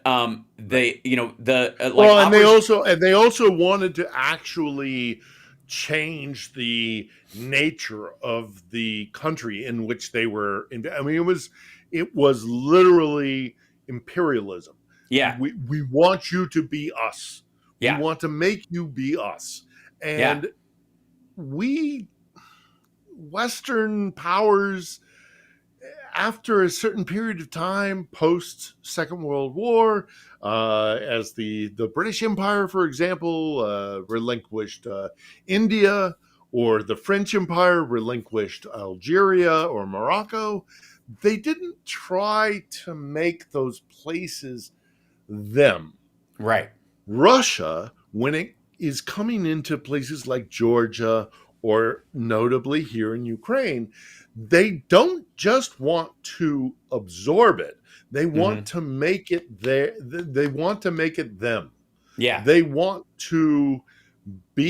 they want Ukraine to be Russian, to revere Pushkin, or to have Right. monuments to Stalin or Lenin or whatever. Well, and they would like you'd see a lot of Mao outfits throughout the sort of communist move. Those are all the Mao outfits were all based on Soviet clothes as well. So they would you'd see like Che Guevara with his with his star hat and all that kind of stuff. That has to do with alignment with the Soviets. The point is, it was a uniform that would represent the greater push of Soviet communism or Chinese communism throughout the world. And these were the two aligned powers about this. And they were foot soldiers of, and would directly colonize those areas, change the government of those places to fit the government of the Soviet Union and China at that time. Eliminating, by the way, we don't do that. No, we do not. And eliminating the culture in the process. So if you look at the Cultural Revolution in China, or what is effectively, besides architecture, the existence of Russian history, except in a museum. There's a plinth right outside my door, right here where I live. There's a plinth that says Lenin, but it has a Ukrainian trident, because they've torn down the statue of Lenin, but it still says, the plinth still says Lenin, but it's a Ukrainian trident. It's you gotta understand. It's really important for us to understand that the people of Ukraine have decided not to be a colony anymore. Yeah. And we, as a former colony, need to understand that mentality and that shift in mentality. Yeah. And that is why we have to support these people. That's right. We absolutely have to. If only so Phil can get some sleep. We're at the end of the show, and I'm not going to hold you over because, bless your heart, Buddy, we love you, brother. Yeah. No. I need some sleep. No, yeah. Thank you so much for even being on the show. I can't tell you how much we appreciate you and love you. We know, buddy. I love you too, and I love the audience that you allow me to access. But I'm not gonna lie. I'm not gonna lie. I'm fucking tired. I'm so tired. Of course, I understand. And so are the people of this country. But we're not going to give up. I'm not going anywhere. I might. I'm considering a vacation just because. I think that's wise. My mental health. You're allowed. My mental health. You're allowed. Yeah. But regardless, it's just going to be a vacation because this is really, really important. Right. We have to beat the Russians. We have got to resist what Moscow wants to do here, because if they win, then it will set a precedent that will be carried on to other nations. And whether it's China and Taiwan, or whether it is Russia and take your pick, Poland, or what influence over Europe. That's right. It's important. It's important, and it needs to be brought to people's attention. And so, that's why I do this. That's why I do every week. I do the show, and I'm going to keep doing it. But yeah, it's yeah. Boy, it's tiring. It's tiring, and I'm not without. I'm not a martyr. I'm not without my limits. Yeah. But and there are other people who are doing this, and people should pay attention to them. Hmm. But it's important. It's Yes. important. We must make sure that Moscow and Putin do not succeed here, Right. because if they do, then your son, the children of Mm. people who pay attention to this podcast, it will change their world, Hmm. and we got to do it. We have got to resist, and Yeah. it means that it's difficult, and it means that we have to do things that are uh, uncomfortable, Hmm. but we have to do it. Right. So I'm gonna stay. I'm gonna stay here. I'm Okay. gonna get some sleep, Good idea. but Yeah. I'm not. I'm not. I'm not leaving. I'm not leaving. Appreciate it, brother. All I may right. go. Well, I may go. I may go for a vacation, but I'm not leaving. It's understood. too important. Well, I will see you Saturday at our Yeah, you usual will. time, and be safe. Take care of Bummer yourselves. that I didn't. Bummer I I know. didn't get a chance to I'm join gonna you. I'm gonna do Last one this Saturday. fall. We'll make sure that it, either maybe it'll be one Yeah. when you come, maybe you come home for a couple weeks and we strategize around if you did that. Hey. If not, or a week or so, right? Or we do it when we'll figure out a way to make that happen next time so that we can bring you in. I think I have an idea how to make it happen, but their system at Max and Benny's, like the internet there is so like we're so hanging on by a thread. So they weren't Shit able to happens. do anything else. But Shit we'll happens. make it happen. It's all Yeah. good. So It's all appreciate you, good. brother. Yeah, I appreciate Yeah. you. And look, anybody listening, um, Subscribe to On the Edge. just subscribe. Yes. Subscribe to On the Edge, absolutely. But more importantly than that, just recognize that this isn't something that you are devoid of. Right. This does involve you. And so we need to stand with the Ukrainians, and Hmm. Russia. We have to resist Hmm. Russia. So there it is. Yeah. Appreciate it. All right. Be safe, brother, and we Okay, will bud. see you again on Saturday. All right. Off you go. Get some Okay. rest. Yeah. All right. Bye bye. There he goes. Ladies and gentlemen, Bill Ittner, our beloved brother. And thank you guys for being with me today, chat room. And it's nice to be back in the regular setup and studio. I appreciate your patience while I was traveling with family and the like. Is Phil drunk? No, Phil is in a war zone where at night they are getting bombed. That's not the kind of bombed he would rather be getting, I'm sure, at all hours. So it is very difficult for him to sleep. I myself was up all night because I drove back. I had an hour sleep last night. Just one. Just the one. And I have a full day today before even our afternoon show, which I will be having, so fear not. I'll see you guys this afternoon at the regular time, and then perhaps sometime tonight, perhaps even during dinner, I'll just, pass out in my soup or something. But thank you guys so much, by the way, for we hit our goal with the super chats. I'm going to do that AMA after the second show this afternoon, thanks to you guys. Awesome. And I will see you guys later on this afternoon. Don't forget to like, subscribe, share the show, etc., etc., etc. Something like that. Whew. All right. Oh, and I have to manually turn on the music here because it's just the nature of things. All right. I'll see you this afternoon. And my dad is good. Thank you guys for asking. As good as can be expected.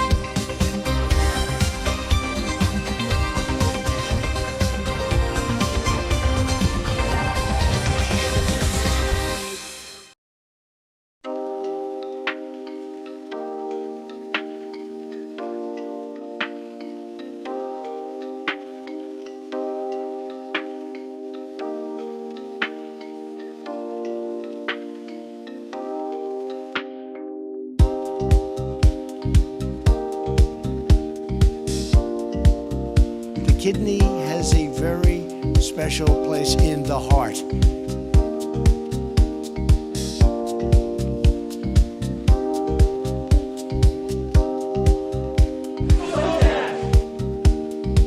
Sportos, motorheads, geeks, sluts, bloods, wastoids, dweebies, dickheads. They all adore him. They think he's a righteous dude.